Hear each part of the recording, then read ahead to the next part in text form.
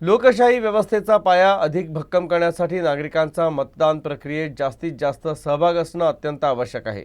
मात्र प्रत्येक पात्र मतदारानं आपला मतदानाचा हक्क बजवावा या उद्देशानं अमरावती मनपातर्फे सामाजिक संस्थांच्या सहकार्यानं मतदार जनजागृती संदर्भात बैठक आयोजित करण्यात आली होती। ही बैठक अमरावती महानगरपालिकेतील विश्वरत्न डॉक्टर बाबासाहेब आंबेडकर सभागृहात संपन्न झाली।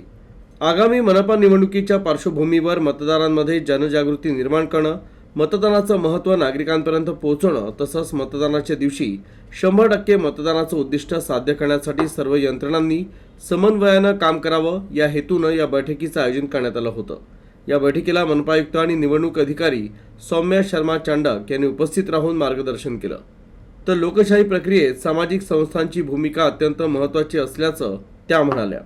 तर सामाजिक संस्था समाजाच्या तळागाळापर्यंत पोहोचू शकतात आणि त्यामुळेच मतदार जनजागृती मोहिमेत त्यांचा सहभाग निर्णायक ठरू शकतो असा विश्वास त्यांनी व्यक्त केला।